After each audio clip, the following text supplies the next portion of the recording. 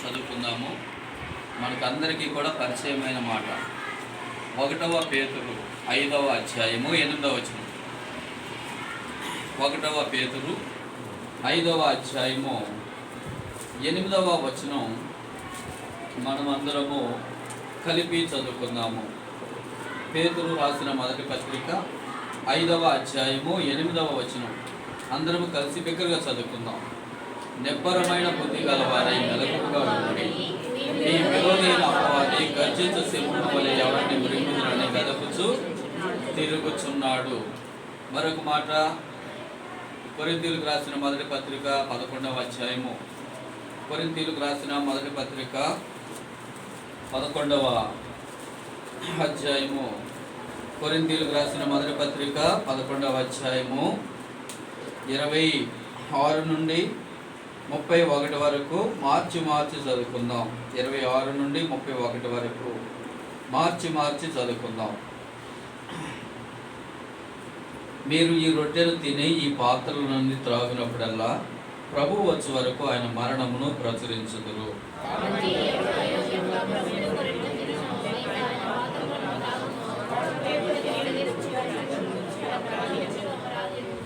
కాబట్టి ప్రతి మనుషుడు తను తాను పరీక్షించుకొనవలెను.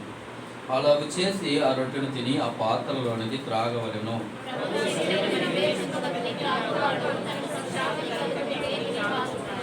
ఇందువలననే మీలో అనేకులు బలహీనులను రోగులను ఉన్నారు, చాలా మంది నిద్రించుచున్నారు.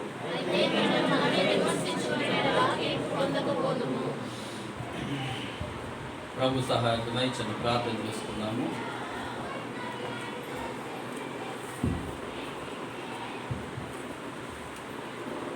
ప్రార్థన చేసుకుందాం. దయచేసి మోకరించగలిగిన వాళ్ళందరూ మోకరించండి. మోకరించగలిగిన వాళ్ళందరూ మోకరించండి.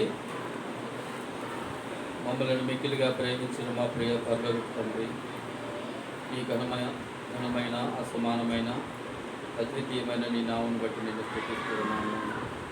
ఈ మధ్యాహ్న కాల సమయంలో మరో పర్యాయము నీ పాఠశాలకు చేరి రావడానికి చింతగా ఉన్నాను.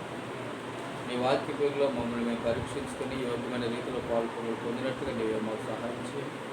నిలబడుతున్న నీ దాసుడు అల్పుడయ్యేప్పుడు బలహీనుడు నష్టపడేది నీ సన్నిధిలో నిలబడేందుకు కావాల్సిన తృప్తి ఇచ్చేయండి. నీవు మాతో కూడా ఉండవలసిందిగా వేడుకుంటూ ప్రస్తుత దినాలలో ప్రభు మా యొక్క ఆత్మీయ జీవితాన్ని మేము ఏ విధంగా కాపాడుకోవాలో, ఏ విధంగా ప్రభు మరి జాగరూకులమై నీ రాకడ కొరకు మేము సిద్ధపడాలో, ఏ విధంగా ప్రభు ఈ లోకంలో మా యొక్క యాత్ర జీవితాన్ని మేము గడుపుతూ ఉండాలో నా తండ్రి చదువుకున్న లేఖన భాగాల ద్వారా నీవు మాతో మాట్లాడుతూ రావాల్సిందిగా వేడుకుంటూ ఉన్నాం.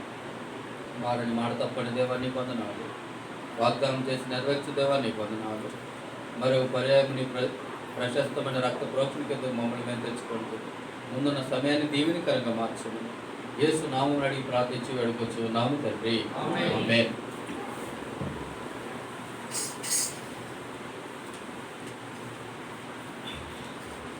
ప్రభు అయిన యేసుక్రీస్తు నామమున మీ అందరికీ మరొకసారి శుభములు తెలియజేస్తున్నాను. అపోస్తలుడైన పౌలు గారు కొరింథీ సంఘానికి తను రాసినటువంటి మొదటి లేఖలో తను ప్రభు నుండి తను ఏదైతే పొందాడో, ఏదైతే తను నేర్చుకుంటూ వచ్చాడో దానిని కొరింథీ సంఘానికి తను నేర్పుతూ ఉండినట్లుగా మనం దేవుని వాక్యంలో మనం చూస్తాము. నేను ప్రభు వలన పొందిన దానిని అంటూ ఉన్నాడు. అందుకని నేను ప్రభు వలన నేను ఏదైతే పొందానో దాన్ని నేను మీకు ఇస్తా ఉన్నాను. ఏమి పొందాడు ప్రభు నుండి అంటే, ప్రభు అయిన యేసుక్రీస్తు వారు ఈ లోకంలో తన ముగించి, తన సిలువ కార్యాన్ని ముగించి, ఏ పని నిమిత్తమైతే తను వచ్చాడో దాన్ని ముగించి తను వెళ్ళిపోయాడు. అయితే ప్రభువును నిరంతరము మనము జ్ఞాపకం చేసుకుని ఆయనతో ఎడతెగనటువంటి సహవాసంలో మనం కొనసాగుతూ ఉండాలి అని ఇటువంటి క్రమమును మనకు ఆయన నేర్పిస్తూ వచ్చాడు. ఏమిటి ఆ క్రమం అంటే,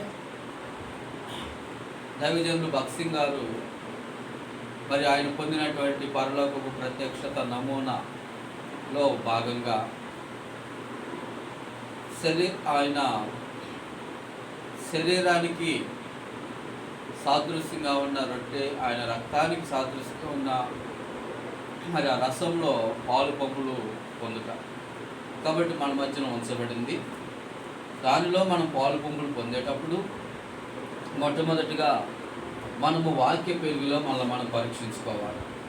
ఎందుకు అంటే మనము ఈ లోకంలో ఉన్నాం కాబట్టి ఎన్నో రకాలైనటువంటి బలహీనతల ద్వారా మనం వెళ్ళవలసి వస్తుంది.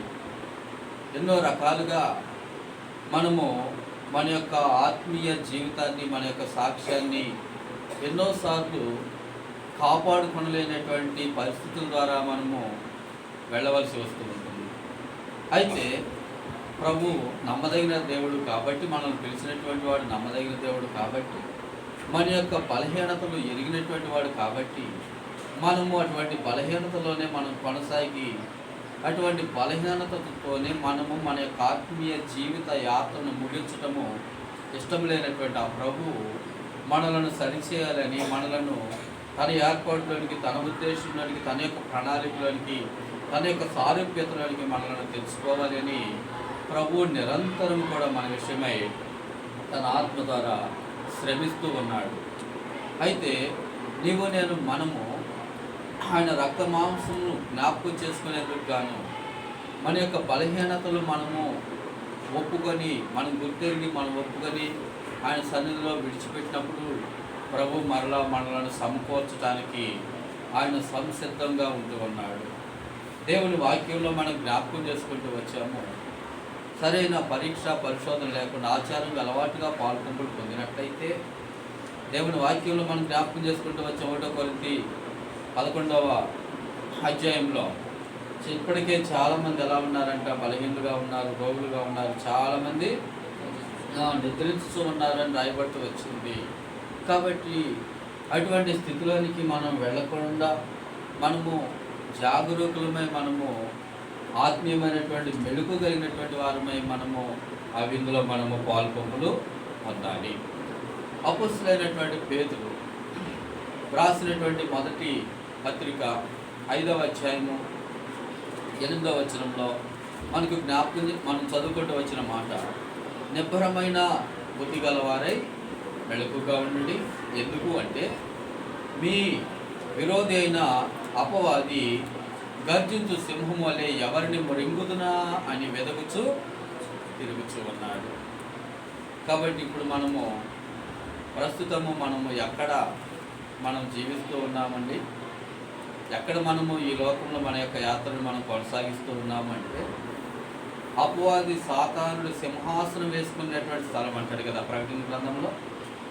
అపవాది సాతానుడు సింహాసనం వేసుకున్న స్థలం, అపవాది సాతానుడు ఏలుబడి అధికారం కింద ఉండినటువంటి స్థలంలో మనం అనగా ఈ లోకంలో మనము జీవిస్తూ ఉన్నాము. అయితే అపవాది సాతానుడు ఏం చేస్తూ ఉంటాడంట, గర్జించు సింహం వలె ఎవరిని మృంగుదునా అని వెదకుచు తిరుగుతూ ఉన్నాడు. అనగా మన యొక్క ఆత్మీయ జీవితాన్ని నష్టపరిచి, మన యొక్క ఆత్మీయ జీవితాన్ని భంగం చేసి, మన యొక్క ఆత్మీయ జీవితంలో నుండి మనలను పై తొలగింపజేసి ఆత్మీయ జీవితంలో మనం కొనసాగకుండా అపవాది సాతానుడు ఎన్నో రకాలైనటువంటి పన్నాగములు, తంత్రములు ఉపయోగించేవాడుగా ఉంటూ ఉన్నాడు. అయితే మన యొక్క ఆత్మీయ జీవితాన్ని మనం కాపాడుకునే నిమిత్తము మనం ఏం చేయాలంటే 1 పేతురు 5వ అధ్యాయము 8వ వచనంలో రాయబడినట్టుగా నిబ్బరమైనటువంటి బుద్ధి కలిగి ఉన్నాడు. మీ విరోధైన అపవాది గర్జించు సింహాలే ఎవరిని మృంగుదని వెదుగుతూ తిరుగుతూ ఉన్నాడు. కాబట్టి ఎలా ఉండాలంటే చాలా మెళుకు కలిగి, చాలా జాగ్రత్త కలిగి ఉండాలి. చాలా మెళుకుతో, చాలా జాగ్రత్తతో ఉండాలి. చూడండి, అపవాది సాతానుడికి అక్కడ ఇవ్వబడినటువంటి ఒక పేరు ఏమిటంటే గర్జించు సింహము అని రాయబడింది. సింహంతో పోల్చబడుతూ ఉన్నాడు. గర్జించే సింహంతో సాతానుడు పోల్చబడుతూ ఉన్నాడు. గర్జించేటువంటి ఈ సింహం ఏం చేస్తుందంట, తిరుగుతూ ఉంటుందంట. తిరుగుతూ ఉంటుంది. ఎందుకు తిరుగుతూ ఉంటుందంట, ఎవరిని మృంగుదునా అని, మనల్ని మృంగివేయటానికి అపవాది సాతానుడు తిరుగుతూ అనగా సంచరిస్తూ ఉంటాడు. కాబట్టి వాని ఆ సాతాను నుండి, ఆ సాతానును ఇక్కడ ఇవ్వబడినటువంటి ఆ పేరు, ఆ సింహం నుండి, గర్జించేటువంటి ఆ సింహం నుండి మనం తప్పించుకోవాలంటే, మనం క్షేమంగా ఉండాలంటే, మన యొక్క ఆత్మీయ జీవితాన్ని మనం భద్రం చేసుకోవాలి అంటే ఏం చేయాలి అంటే, ఈ సింహము కంటే కూడా బలమైనటువంటి సింహము ఉంది కదా, యోధా గోత్రపు సింహం కదా, యేసు ప్రభువారు ప్రకటన గ్రంథం 5వ అధ్యాయము 5వ వచనంలో రాయబడింది. యేసు ప్రభువారికి ఇవ్వబడిన పేరు ఏమిటంట? యోధా గోత్రపు సింహము. ఆ సింహము మనపక్షంగా ఉండినప్పుడు ఈ గర్జించే సింహమైనటువంటి సాతానుడు అప్పుడు పారిపోతాడు, అప్పుడు ఓడిపోతాడు. గర్జించే సింహమైనటువంటి అపవాది సాతానుడు అప్పుడు మనకు సమీపంగా రాక మనల్ని విడిచి వాడు దూరంగా వెళ్ళిపోయేవాడుగా ఉంటూ ఉన్నాడు. చూడండి, ఒక సందర్భంలో అపోస్తలుడైనటువంటి పౌలు గారు తను ఏమంటాడంటే, నేను సింహము నుండి నేను తప్పించుకున్నాను అంటాడు కదా. తిమోతికి రాసిన 2వ పత్రిక 4వ అధ్యాయంలో, తిమోతికి రాసిన 2వ పత్రిక 4వ అధ్యాయము చూడండి అన్నమాట. 2 తిమోతి 4:17, 4వ అధ్యాయం 17వ వచనం. అయితే నా ద్వారా సువార్త పూర్ణముగా ప్రకటింపబడు నిమిత్తము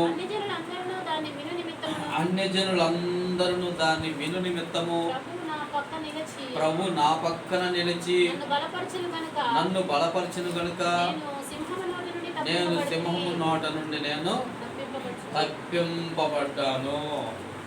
సింహము నోట నుండి నేను తప్పించుకున్నాను అన్నాడు పౌలు గారు. ఎలాగ తప్పించుకున్నాడంట? ప్రభు నా పక్షంన నా ప్రక్కనే ఉన్నాడు కాబట్టి. అనగా ప్రభు మన పక్షంగా ఉన్నప్పుడు, అనగా యోధా గోత్రపు సింహము మన ప్రభు మనతో ఉండినప్పుడు, అప్పుడు ఈ గర్జించే సింహం ఏమవుతుందంటే అది ఆగిపోతుంది. గర్జించే సింహం అప్పుడు అనగా సాతానుడు పారిపోన్నాడు. కాబట్టి ఆయన నా పక్షంగా ఉన్నాడు కాబట్టి, నాతో కూడా ఉన్నాడు కాబట్టి, నా ప్రక్కనే ఉన్నాడు కాబట్టి నేను తప్పించుకున్నాను. ఆయనే కనుక నా పక్షంగా లేకపోయినట్లయితే, నా ప్రక్కనే లేకపోయినట్లయితే, నాతో కూడా లేకపోయినట్లయితే నేను నిశ్చయముగా నేను కూడా ఆ సింహము యొక్క నోట నేను కూడా పడేటువంటి వాడినే అని పౌలు గారు చెప్తా ఉన్నాడు. 1వ యోహాను 3వ అధ్యాయము 8వ వచనం. అపవాది సాతాను యొక్క క్రియలను లయపరచడానికి ఈ యోధా గోత్రపు సింహము, చూడండి అక్కడ 1వ యోహాను 3వ అధ్యాయం 8వ వచనంలో, యోహాను మొదటి పత్రిక 3వ అధ్యాయం 8వ వచనం.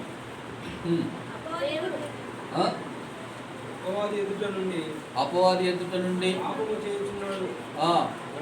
గనుక పాపము చేయువాడు అపవాది సంబంధి అపవాది యొక్క క్రియలను లయపరచడానికి దేవుని కుమారుడు, అపవాది క్రియలను లయపరచడానికి దేవుని కుమారుడు ప్రత్యక్షమయ్యాడు. కాబట్టి ఈయనకి ఇవ్వబడిన పేరు యోధా గోత్రపు సింహము. ఈ యోధా గోత్రపు సింహము మనతో మన పక్షంగా ఉండాలి. తర్వాత రెండవదిగా మనం గమనిస్తూ వచ్చినప్పుడు కీర్తనకారుడు దావీదు 1వ సమూయేలు 17వ అధ్యాయంలో 37వ వచనం అంటాడు, సింహము యొక్క బలం నుండి, ఎలుగుబంటి యొక్క బలం నుండి ఆయన నన్ను తప్పించినటువంటి వాడు. కాబట్టి ఈ గొలియాతు చేతిలో నుండి కూడా ఆయన నన్ను తప్పించడానికి సమర్థుడు అని దావీదు పలుకుతూ వచ్చాడు.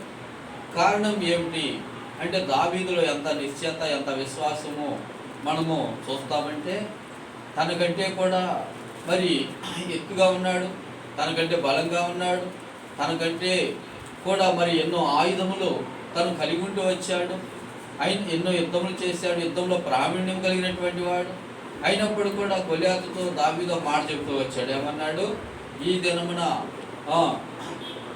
నేను నా దేవుడైనటువంటి యెహోవా నామమును బట్టి నేను నీ మీదకి వస్తూ ఉన్నాను. నీ తలను తెగవేసి ఆకాశ పక్షులకు నేను నీ తలను నీ నీ శవమును నేను వేస్తాను అని దావీదు అక్కడ నిశ్చయంగా చెప్పినట్లుగా మనం చూస్తున్నాము. కాబట్టి అపవాది సాతానుడు అనేటువంటి గర్జించే సింహమైనటువంటి ఈ సింహము మరి పారిపోవాలంటే, వాళ్ళ నుండి తప్పించుకోవాలంటే, క్షేమంగా ఉండాలంటే మొట్టమొదటిగా ప్రభువైన యేసుక్రీస్తు వారు మన పక్షంగా ఉండాలి.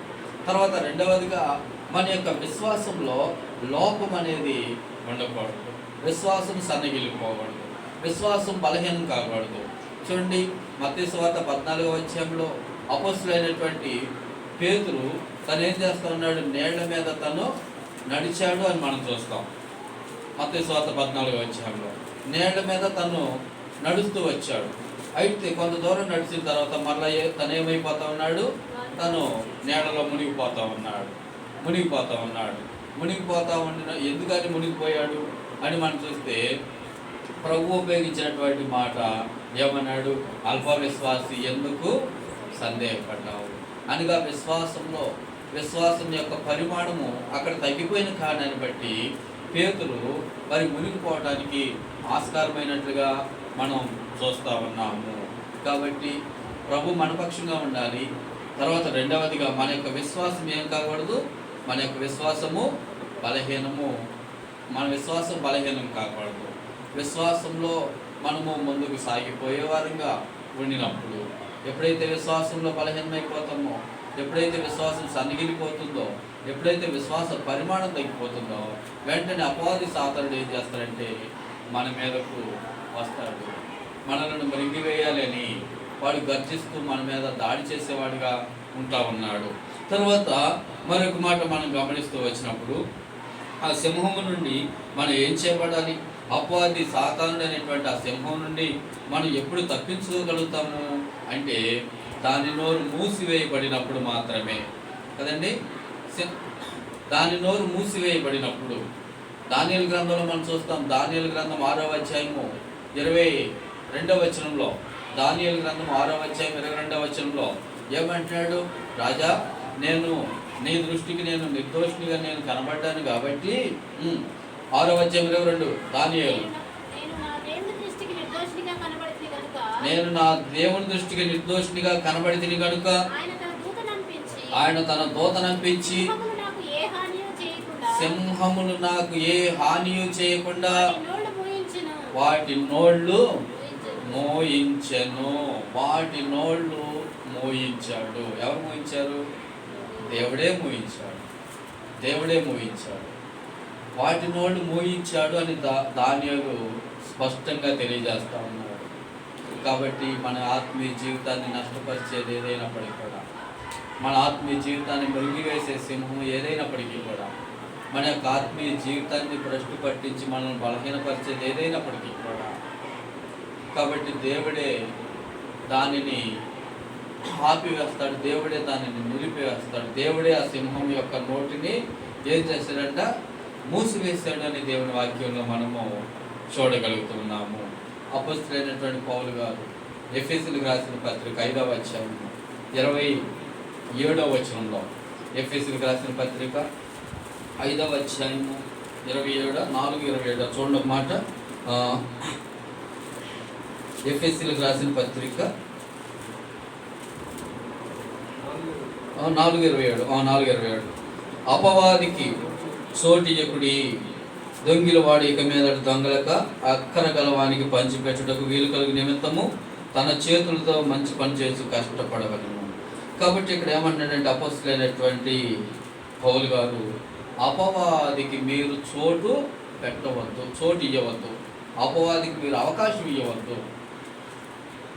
అపవాది గర్జించే సింహం వల్ల ఎవరిని మృంగుదనని తిరుగులాడుచు ఉన్నాడు. కాబట్టి వానికి మీరు చోటు ఇవ్వద్దు. అపవాదికి ఎలాగ మనం చోటిస్తాము అంటే, అపవాదికి మనము చోటిచ్చే విధానము అది ఎట్లా ఉంటుందంటే, మన అనుదిన జీవితంలో చాలా చిన్న చిన్న విషయాల ద్వారా, చాలా చిన్న సంగతుల ద్వారా మనం అపవాదికి చోటిస్తాం. ఏమిటి ఎలాగో అని మనం చూస్తే, ఇక్కడ అపొస్తలుడైనటువంటి పౌలు గారు ఈ ఎఫెసీ 4వ అధ్యాయం 25 నుంచి 32 వరకు మనం జాగ్రత్తగా మనం పరిశీలన చేస్తే చాలా చిన్న సంగతులు రాయబడినాయి. ఏమిటంటే అబద్ధమాడుట, తర్వాత కోపపడుట, తర్వాత మూడవదిగా దొంగిలించుట, తర్వాత దుర్భాష మాట్లాడుట, తర్వాత ఇంక 32వ వచనం చివరి భాగంలోకి వెళితే క్షమించలేకపోవట. ఇది చాలా సర్వసాధారణం మన అనుదిన జీవితంలో చాలా సులువైనవే అయినప్పటికీ కూడా వీటిని మనం జయించడం చాలా కష్టం. అబద్ధము, కోపము. చూడండి, ఒకవేళ అబద్ధం ఆడకుండా ఉండొచ్చు, కోపపడకుండా మనం ఉండగలమా? కోపపడకుండా మనము ఉండలేము. తర్వాత దొంగిలించడం అంటే ఏమిటి? మలాకి గ్రంథం 4వ అధ్యాయం అంటాడు కదా, ఏమంటాడు? మీరు నా యొద్ద దొంగిలితిరి అంటాడు. ఎందుకన్నాడు ఆ మాట అనేటప్పటికి అసలు ఇశ్రాయేలుకి ఎంత కోపం రావాలి కదా దేవుని ప్రజలకు. మీరు నా యొద్ద దొంగిలితిరి అనే మాట దేవుడు ఉపయోగించాడు. ఏమిటి అంటే, మీరు నాకు రావాల్సినటువంటి 10వ భాగమును నాకు ఇయ్యక. కాబట్టి దేవుడు మనల్ని ప్రేమించి మనకు ఆరోగ్యాన్ని ఇస్తా ఉన్నాడు, మనకు ఆయుష్ని ఇస్తా ఉన్నాడు. ఏదైనా మరి మనం ఈ లోకంలో ఏదైనా మనకు తగినట్లుగా ఏదో పని చేసుకుని మనము మన యాత్రా జీవితాన్ని ముందుకు సాగించేందుకు గాను ఏదో ఒక మార్గాన్ని ప్రభు మనకి ఇస్తూనే ఉన్నాడు. అయితే ప్రభు యొక్క భాగము ప్రభువుకు ఇవ్వక మరి మనము దొంగిలిస్తూ ఉన్నామని దేవుని వాక్యంలో మనము చూస్తూ ఉన్నాము. తద్వారా మనము అపవాది సాతానుకు అనగా శత్రువు మింగివేయటానికి మనము చోటిచ్చినటువంటి వారుగా ఉంటూ ఉన్నాం. అదేవిధంగా మరి క్షమించకపోవట. కాబట్టి మన యొక్క సహోదరులు మన విషయంలో మరి ఏదైనా తెలుసో తెలియక ఏదైనా చేసినప్పుడు వారిని క్షమించేటువంటి మనస్సు మనకు లేకపోవటం కూడా మనము అపవాది సాతానుకు మనము చోటు ఇచ్చినటువంటి వారము. తర్వాత ఇప్పుడు దానియేలు గ్రంథంలోనికి మనం వెళితే దానియేలు ఏం చెప్తూ ఉన్నాడు అంటే, రాజా నెబుకద్నెజరు, నేను నీ ఎదుట ఏ దోషం కూడా నేను చేయలేదు, నిర్దోషంగా నేను ఉన్నాను. కాబట్టి దేవుడే ఆ సింహముల యొక్క నోటిని మూసివేసేసాడు అని దానియేలు చెప్తా ఉన్నాడు. కాబట్టి ఇక్కడ మనం గమనిస్తూ వచ్చినప్పుడు మన యొక్క అనుదిన జీవితంలో ఎలాగ ఉండాలో, దానియేలు ఎలాగ ఉంటే తను ఆ సింహముల యొక్క నోరు మూసివేయబడటానికి ఆ బోరులో ఆ సింహముల యొక్క నోటి నుండి తను ఏ విధంగా తప్పించుకోగలుగుతూ వచ్చాడో, అదేవిధంగా మనం కూడా మన యొక్క అనుదిన జీవితము ఆ ప్రకారంగా ఉండినప్పుడు అపవాది సాతానుడి నుంచి మనము తప్పించుకుంటాము.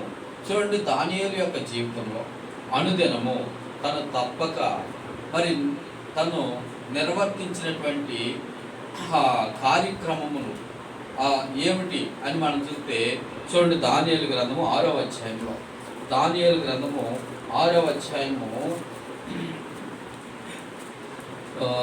దానియేలు గ్రంథము 10వ వచనమా చదవండి. ఇట్టి శాసనము సంతకము చేయబడెను అని దానియేలు తెలుసుకొనినను. 13వ వచనం కదా, 10వ వచనమా, 13 కూడా ఉంది. 13 చదువుతాం. ఎందుకంటే అందుకు వారు చెరపట్టబడిన యూదులలోనున్న ఆ దానియేలు నిన్నే గాని నీవు పుట్టించిన శాస్త్రమును కానీ లక్ష్య పెట్టక అనుదినము ముమ్మారు ప్రార్థన చేయుచు వచ్చుతున్నాడు అని. ఎప్పుడు చేశాడంట దానియేలు ప్రార్థన? సింహపు బోన్లోకి వెళ్ళిన తర్వాత సింహపు బోన్లో పడేస్తామని చెప్పినప్పుడు చేశాడా? ఎప్పుడు చేశాడు? అంతకు ముందే.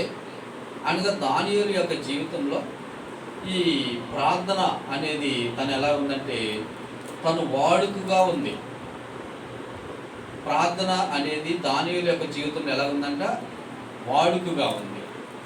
ఈ కారణాన్ని బట్టి దానియేలు అనుదినము ముమ్మారు ప్రార్థన చేశాడు. అనుదినము ముమ్మారు ప్రార్థన చేస్తూ వచ్చాడు. అనుదినము కాబట్టి ప్రతి దినము కూడా ముమ్మారు తను ప్రార్థన చేశాడు. అనగా మన వ్యక్తిగత ఆత్మీయ జీవితంలో అనుదినము అనుక్షణము అన్ని సందర్భాలలో ఎదురయ్యేటువంటి పరిస్థితులు అపవాది సాతానుడి ద్వారా ఎదురయ్యేటువంటి పరిస్థితులు అపవాది సాతానుని మనం ఓడించాలి అంటే, వాని దాడి నుంచి మనం తప్పించుకోవాలి అంటే, మనం క్షేమంగా ఉండాలి అంటే, దానియేలు అనుదినము చేసినట్లుగా ప్రార్థన అనేది మన జీవితంలో కలిగి ఉండాలి. ప్రార్థనే మనకు ఆయువుగాను, ప్రార్థనే మనకు ఆధారంగాను, ప్రార్థనే మనకు సమస్తముగాను అన్నట్లుగా ఈ లోకంలో మనము కొనసాగాలి. అందుకని సమూయేలు అన్నాడు ఒక మాట, ఏమన్నాడు? ప్రార్థన చేయకపోతే మీ నిమిత్తం నేను ప్రార్థన చేయకపోతే, 1 సమూయేలు 12వ అధ్యాయము 23వ వచనమా. కాబట్టి ఏమన్నాడు? ప్రార్థన చేయకపోతే నేను పాపము చేసినటువంటి వాడను అని మరి సమూయేలు చెప్పినట్లుగా మనం చూస్తున్నాము. తర్వాత కీర్తనకారుడు దావీదు జీవితంలో అనుదిన ప్రార్థన అంటే అనుదినము కూడా మన యొక్క భారమును ఆయన మీద మోపటం. కీర్తన 55వ అధ్యాయము 22వ వచనంలో అనుదినము మా భారములను భరిస్తూ ఉన్న దేవుడు, అనుదినము మా భారములను భరిస్తూ ఉన్న దేవుడు. చూడండి 17వ వచనం చదవండి. కీర్తనం 55వ అధ్యాయము 17వ వచనంలో, కీర్తనలు 55:17.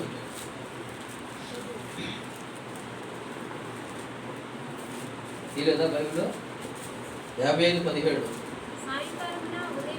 సాయంకాలమున ఉదయమున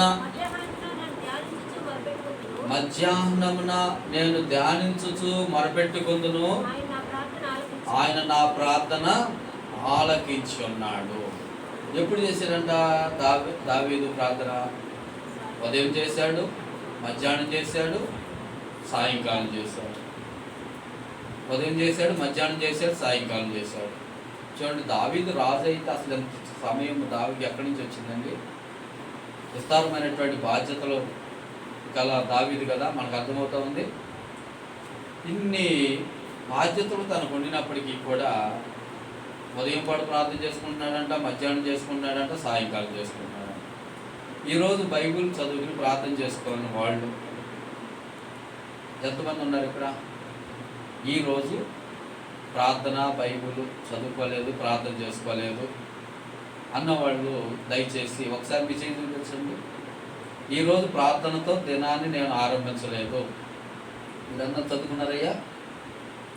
ఏంటి చదువుకున్నారా? మీరందరూ చదివారా?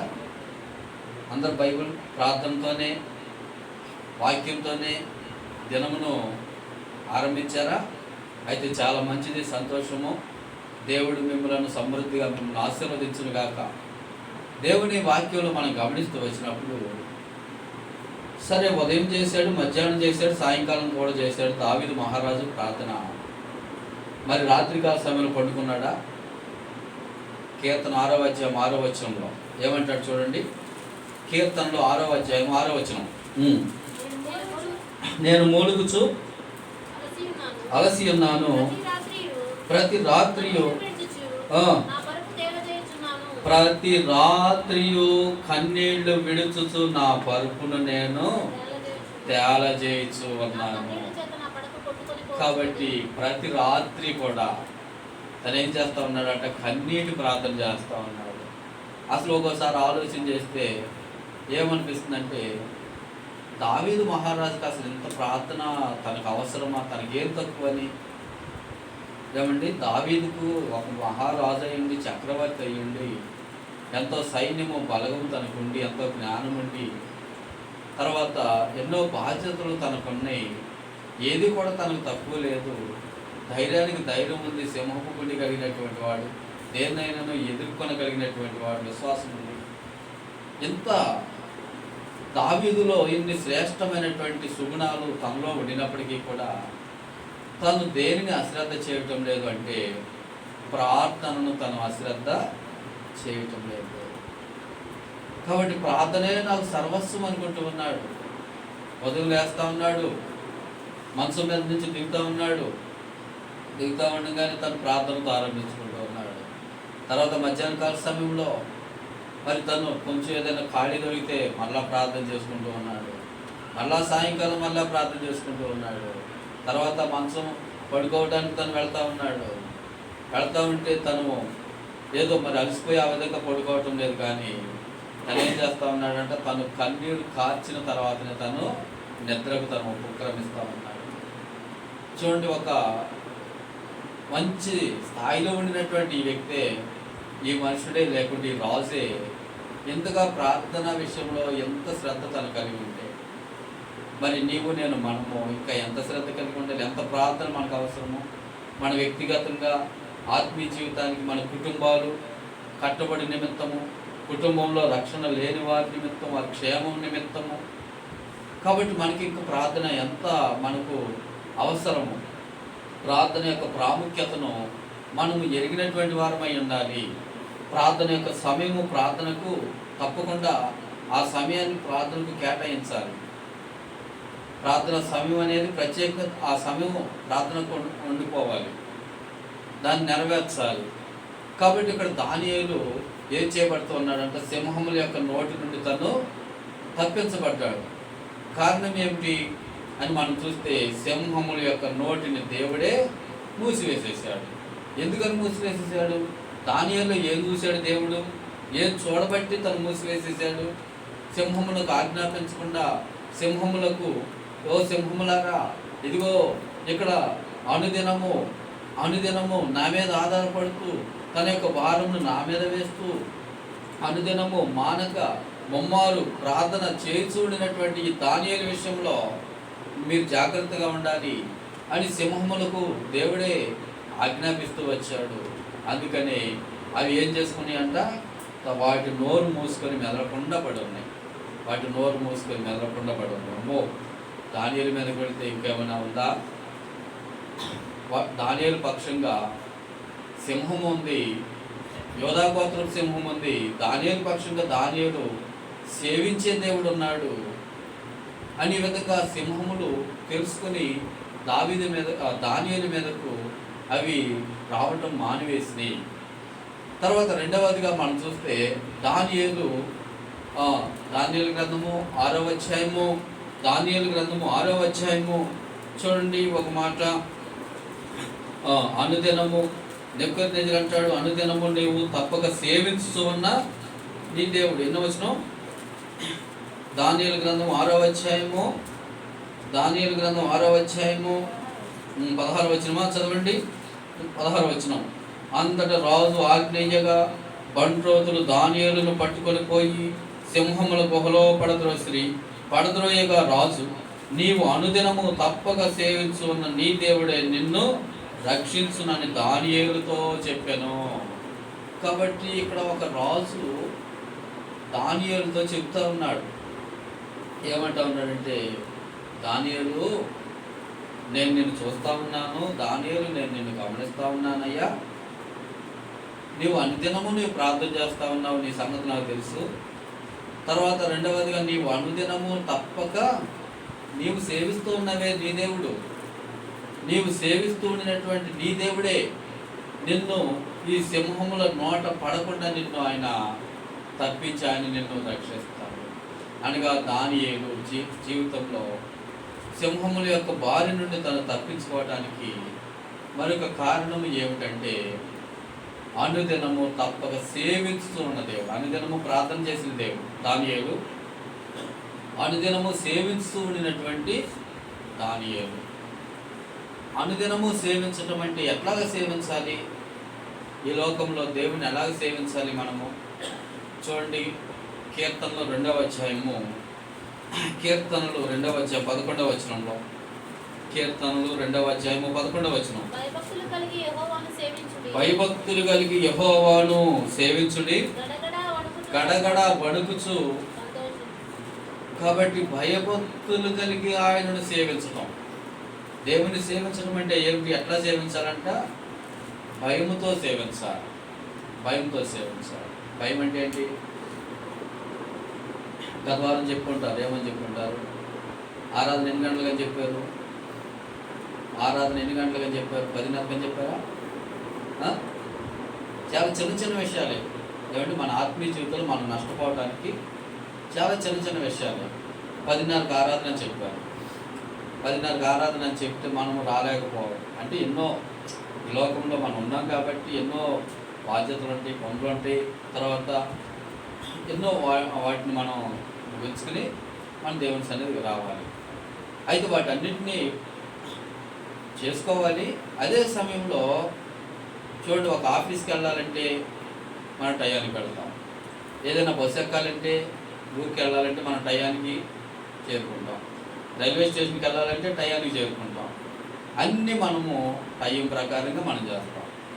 అయితే సమయ పాలన అనేది మనం దేనికి కేటాయించం, దేనికి మనం మరి వినియోగించము అని మనం చూస్తే, దేవుని మందిరానికి వచ్చేటప్పటికి మనకు సమయం 10:30 కదా, అమ్మో 10:30 అయిపోతుంది, 10:30 ఇక్కడే అయిపోతుంది, ఇంటి దగ్గర అయిపోతుంది అని ఇటువంటి భయం అనేది మనం ఎన్నోసార్లు మనకు ఉండదు. వెళ్దాంలో ఏమవుతుందో ఎన్నోసారి అన్నట్లుగా కొద్దిపాటి నిర్లక్ష్యము మన ఆత్మీయ జీవితంలో నష్టపోవటానికి దేవుని యొక్క ఆజ్ఞను 1 యోహాను 3వ అధ్యాయము 4వ వచనంలో ఏమంటే అయిపోయింది, ఆజ్ఞ అతిక్రమము పాపం అని అయిపోయింది. ఆజ్ఞ అతిక్రమం పాపం. చూడండి, చాలా చిన్న చిన్న విషయాల్లో మనం తప్పిపోతూ, చాలా చిన్న చిన్న విషయాలు మనం నెరవేర్చక జరిగించక మరి చాలా మనము నష్టపోయే వారిగా ఉంటూ ఉన్నాము. కాబట్టి అనుదినము దానియేలు ఏం చేస్తా ఉన్నాడంట, అనుదినము అక్కడ ఖచ్చితంగా రాశాడు, అనుదినము దేవునిని సేవించుకునేటువంటి వాడు, అనుదినము సేవించేటువంటి వాడు, భయభక్తులు కలిగి సేవించుట. తర్వాత రెండవదిగా రోమీయులకు రాసిన పత్రిక 12వ అధ్యాయము 11వ వచనంలో ఆత్మయందు తీవ్రత గలవారై ప్రభువును సేవించుడి.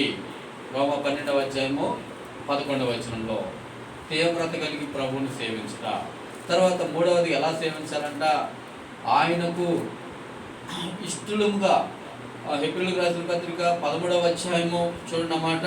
హెబ్రీయులకు రాసిన పత్రిక 12వ అధ్యాయంలో దేవునికి ప్రీతికరమైనటువంటి సేవ చేయడము. ఎన్నో వచ్చిన చూడండి, హెబ్రీ 12 చివరి వచనం 29వ వచనం, అందువలన మనము నిశ్చలమైన రాజ్యమును పొంది దైవ కృప కలిగిందము, ఆ కృప కలిగి వినయ భయభక్తులతో దేవునికి ప్రీతికరమైన సేవ చేయుట. భయభక్తులతో సేవించుట, తీవ్రతతో సేవించుట. తర్వాత ఎట్లా సేవించాలంట, దేవునికి ప్రీతికరంగా అనగా దేవునికి ఇష్టమైనటువంటి విధానంలో ఆయనను సేవించుట. ఈ విధంగా సేవించిన వారిలో ఎవరున్నారంట, దానియేలు ఉన్నాడు. ఈ విధంగా సేవించిన వారు అనుదినము తప్పక సేవిస్తూ ఉండినటువంటి దానియేలు అనగా భయభక్తులతో సేవించాడు, తీవ్రతతో సేవించాడు. తర్వాత దేవునికి సంతోషం కలిగించే విధంగా ఆయన సేవించాడు. కాబట్టి ఏం జరిగిందంట, సింహముల యొక్క నోరు మూసివేయబడింది. సింహముల యొక్క నోరు మూసివేయబడింది. అనుదిన ప్రార్థన, అనుదిన సేవ. తర్వాత మూడవదిగా మనం గమనిస్తూ వచ్చినప్పుడు అక్కడ దానియేలు 6వ అధ్యాయము 22వ వచనంలో ఏమని రాయబడింది, దానియేలు 6వ అధ్యాయము 22వ వచనంలో, రాజా నేను నీ దృష్టికి నేను నిర్దోషినిగా కనబడ్డాను, కాబట్టి అందుకని సింహముల యొక్క నోరు మూసివేయబడింది అనగా అనుదిన సాక్ష్యము. మూడవదిగా తను ఏ దోషము కూడా తను చేయటం లేదు. ఏ విషయంలో కూడా తను తన మీద నేరం మోపటానికి, నింద మోపటానికి ఏ విషయంలో కూడా మరి దానియేలును వేలెత్తి చూడటానికి అవకాశం లేనటువంటి జీవితము దానియేలు కలిగి వచ్చాడు. అనగా అనుదిన సాక్ష్యమును తను కాపాడుకుంటూ వచ్చాడు. దినదిన సాక్ష్యము విషయంలో తను ఎంతో జాగ్రత్త కలిగి ఉండినట్లుగా మనము చూడగలుగుతున్నాము. కాబట్టి మూడవదిగా సాక్ష్యము ఎవరి ఎదుటంట చూడండి, అక్కడ స్పష్టంగానే రాశాడు. దానియేలు గ్రంథం 6వ అధ్యాయం 22వ వచనంలో, దానియేలు గ్రంథం 6వ అధ్యాయం 22వ వచనంలో చూడండి, నేను నా దేవుని దృష్టికి నిర్దోషినిగా కనబడితిని కనుక ఆయన దూతననిపించి సింహములు నాకు ఏ హాని చేయకుండా వాటి నోళ్ళు మోయించెను. రాజా నీ దృష్టికి నేను నేరము చేసిన వాడను కాను కదా. కాబట్టి దేవుని దృష్టికి నిర్దోషిగా ఉన్నాడు. తర్వాత రాజు దృష్టికి కూడా తను ఎలాగ ఉన్నాడంటే నేరం చేయలేదు. అనగా దేవుని దృష్టిలో దానియేలు మీద నేరం మోపడానికి అవకాశం లేకుండా తను కాపాడుకుంటూ వచ్చాడు. తర్వాత ఈ లోకంలో మనుషుల దృష్టికి కూడా తన సాక్ష్యాన్ని తను కాపాడుకుంటూ వచ్చాడు. అయితే దానియేలు మీద వాళ్ళు ఏం చేశారంటే నేరము మోపారు. దానియేలు మీద నేరము మోపి సింహముల యొక్క గుహలో దానియేలు పడేసినప్పుడు తర్వాత రాజు వచ్చి ఏమంటాడు, అయ్యా మరి దానియేలు మీద నేరం మోపినటువంటి వాళ్ళను సింహభూమిలో పడేయండి.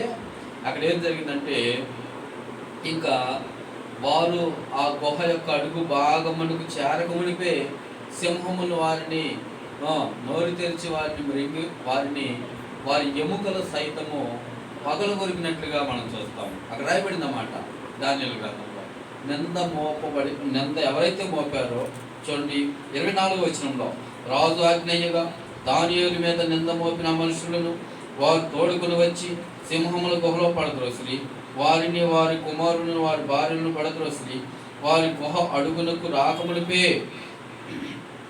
సింహముల పాలైంది. సింహములు వారి ఎముకలను సహితము పగులగొరికి పొడి చేసెను. కాబట్టి ఇక్కడ మనం గమనిస్తూ వచ్చినప్పుడు నిందించబడటానికి అవకాశము ఇవ్వనటువంటి దానియేలు, నిర్దోషిగా కనపడినటువంటి దానియేలు, ఏ తప్పైనను ఏ నేరమైనను చేయనటువంటి దానియేలు, సాక్ష్యమును కాపాడుకునేటువంటి దానియేలు. తర్వాత అనుదినము ఎలాగా ఉండాలి అని మనం చూస్తే, అనుదినము ప్రార్థన ఉండాలి, అనుదినము ఆయనను సేవించే వారంగా ఉండాలి, అనుదినము సాక్ష్యాన్ని కాపాడుకునే వారంగా ఉండాలి. తర్వాత అనుదినము మనము దేవునికి కేటాయించేటువంటి సమయము అది ప్రత్యేకంగానే ఉండాలి. అనగా మన యొక్క సమయము దేవునికి కేటాయించే విషయంలో చాలాసార్లు మనము దేవునికి కేటాయించే సమయాన్ని మనం దొంగిలించేస్తాం. దేవునికి చెందవలసిన సమయాన్ని మనం సొంత పనులకు మనం ఉపయోగించుకుంటాం. దేవుని వాక్యంలో మనం చూస్తే సామెతల గ్రంథంలో చూడండి ఒక మాట. సామెతల గ్రంథంలో 8వ అధ్యాయం 34వ వచనంలో, అనుదినము నా గడప యొద్ద కూర్చుండి నా ద్వార బంధముల యొద్ద కాచుకొని నా ఉపదేశము వినువారు ధన్యులు. అనుదినము నా ద్వార బంధముల యొద్ద కనిపెట్టుకొని నా ఉపదేశం వినేటువంటి. కాబట్టి అనుదినము కూడా కనిపెట్టుకుని కూర్చోవాలంట. దేనికోసము? దేవుని వాక్యాన్ని వినేందుకు. అనుదినము ఎక్కడ కూర్చోవాలంటే అయిపోయింది ఆయన ద్వార బంధముల యొద్ద కూర్చోవాలి. దావీదు ఏమంటాడు కీర్తన 122వ వచనంలో, 122వ అధ్యాయం 1వ వచనంలో ఏమంటాడు, దేవుని ఆలయమునకు వెడుదము అని జనులు నాతో అనినప్పుడు నేను సంతోషించాను. దేవుని ఆలయానికి వెళదామన్నప్పుడు, ఎందుకయ్యా దేవుని ఆలయం కంటే ఇక్కడ అంతఃపురంగా బాగుంది అనుకున్నాడు దావీదు. ఎందుకు? దేవుని ఆలయంలో ఏముంది మరి? అక్కడికి వెళ్ళిన కాడి నుంచి చాపేస్తారు, చాప మీద కూర్చోవాలి, కరెంట్ ఉంటుందో పోతుందో, తర్వాత ఫ్యాన్ ఉంటుందో ఉండదో, ఇటువంటి ఎన్నో సమస్యలు ఉండొచ్చు ఎన్నో. అయినప్పటికీ కూడా దేవుని యొక్క ఆలయాన్ని ప్రేమించేటువంటి వారుగా ఉండాలి. దేవుని ఆలయంలో గడపాలి అనేటువంటి ఆ కుతూహలం మనం కలిగి ఉండాలి. అందుకనే నా ద్వార బంధముల యొద్ద కూర్చుండి నా ఉపదేశం వినటానికి. కాబట్టి సమయమును కేటాయించాలి, సమయాన్ని సద్వినియోగం చేసుకోవాలి. రాబోయే దినాలు ఎంతో ప్రతికూలమైనటువంటి దినాలు రాబోతూ ఉన్నాయి. దేవుని యొక్క వాక్యము మనము ఆశించినట్లుగా దొరకకపోవచ్చు, అందకపోవచ్చు, వినిపించేవారు ఉండకపోవచ్చు. పరిస్థితులు ఆ విధంగా ఒకవేళ చట్టాలు తారుమారైపోతే, అటువంటి పరిస్థితులు కనుక వస్తే మరి మనము ఏం చేయగలము? అందుకని మనం సమయం ఉండగానే దాన్ని ఏం చేయాలంటే మనము సద్వినియోగం చేసుకోవాలి. సమయం సద్వినియోగం చేసుకోకపోతే అపోస్తలుడైనటువంటి పౌలు గారు వారికి చక్కని పేరు పెట్టాడు. ఏమని పేరు పెట్టాడు? సమయమును సద్వినియోగం చేసుకోవచ్చు, మీరు జ్ఞానుల వల్ల మీరు ఉండండి అంటాడు. సమయం సద్వినియోగం చేసుకోకపోతే ఎవరు మరి? సద్వినియోగం చేసుకుంటేనేమో జ్ఞానులు అని పేరు పెట్టాడు, మంచిదే. సద్వినియోగం చేసుకోకపోతే అజ్ఞానులము కదా, అజ్ఞానులము. అయితే ఈ సమయమును సద్వినియోగం చేసుకోలేనటువంటి అజ్ఞాన దిశలో మనం వెళ్ళకూడదు. కాబట్టి ప్రభు మనల్ని ప్రేమించేదండి. ప్రభు మనలను ఈ లోకంలో ఉన్నవారందరికంటే కూడా ఎక్కువగా ప్రేమించాడు. మన ఎడల తన ప్రేమను వెల్లడిపరిచాడు. ఎంతోమందికి లేనటువంటి ధన్యత భాగ్యాన్ని ప్రభు మనకి ఇచ్చాడు. ఆయనను సేవించేవారుగా, ఆయనను సన్నిధిలో ఆయన నామమును ఆధారం చేసుకుని ఆయన మీద ఆధారపడదగిన, ఆయన సన్నిధిలో ప్రార్థించి ప్రతిదీ పొందదగినటువంటి ఆధిక్యత ప్రభు మనకి ఇస్తూ వచ్చాడు ఈ లోకంలో. తర్వాత మన అనుదినము సాక్ష్యాన్ని మనం కాపాడుకుంటూ మనం ముందుకు సాగిపోవాలి. అంత మాత్రమేనా, అనుదినము ఆయన వాక్యం కొరకైనటువంటి ఆశ, ఆకలి, ఆత్మీయమైనటువంటి ఆకలి తప్పులు మనము కలిగి ఉండాలి. చూడండి, శరీరానికి ఆకలి అయితే మనం ఏం చేస్తాం? వెంటనే ఆ సమయానికి ఏది ఉంటే తినేస్తాం కదా. క్రమం తప్పకుండా టిఫిన్ చేస్తాం, భోజనం చేస్తాం, తర్వాత రాత్రి భోజనం చేస్తాం, తర్వాత మధ్యలో శరీరం బలహీన పడకుండా ఏది కావాలో అది మనము తీసుకుంటాం. అయితే ఆత్మ విషయానికి వచ్చేటప్పటికి అది బలహీన పడుతుండినప్పుడు దానికి కావలసినటువంటి ఆత్మీయమైనటువంటి ఆహారము ఏమిటో, ఏ విధంగా మన యొక్క ఆత్మ ఉజ్జీవంగా పడతా ఉందా, ఏ విధంగా మరి కీర్తనకాడు దావీదు కీర్తన 23లో అంటాడు. తర్వాత కోరహ కుమారులు అంటారు, ఆశ కలిగినటువంటి ప్రాణాన్ని ఆయన ఏం చేస్తాడు? ఆయన తృప్తిపరుస్తాడు. నీ కొరకు నా ప్రాణము దప్పిక కొని ఉన్నది, నీ కొరకు నా ప్రాణం దప్పిక కొని ఉన్నది, నీ కొరకు నా ప్రాణం వేచి ఉన్నది. కాబట్టి ఇటువంటి మాటలు మనం చూస్తాము. దేవుని వాక్యము కొరకైనటువంటి ఆశ మన హృదయంలో అధికమవుతూ ఉండాలి. దినాలు గడిచే కొలది, సంవత్సరాలు గడిచే కొలది. మొదట్లో ఒకవేళ అంత ఆసక్తి లేకపోవచ్చు, కొన్ని దినాలు గడిచినా లేకపోవచ్చు, కొన్ని సంవత్సరాలు గడిచే కొలది ఏం కావాలంటే అధికమవుతూ ఉండాలి. కాబట్టి అనుదినం కూడా దేవుని వాక్యమును, దేవుని సన్నిధికి చెందవలసినటువంటి ఆ సమయాన్ని మనము తప్పక ఆ సమయాన్ని దాన్ని కేటాయించేసేయాలి. తర్వాత అనుదినము మనకు ఈ లోకంలో విశ్వాసంగా, క్రైస్తవులంగా మన మీద మనకి ఇవ్వబడినటువంటి మరొక బాధ్యత దేవుడే ఇచ్చాడు. ఆ బాధ్యత ఏమిటంటే కీర్తన 96వ అధ్యాయం 2వ వచనంలో చదవండి. అనుదినము ఆయన రక్షణ సువార్తను ప్రకటించాలి. చదవండి అన్నమాట. కీర్తన 96వ అధ్యాయం 2వ వచనంలో, యెహోవా మీద పాడుడి, ఆయన నామమును స్తుతించుడి, అనుదినము ఆయన రక్షణ సువార్తను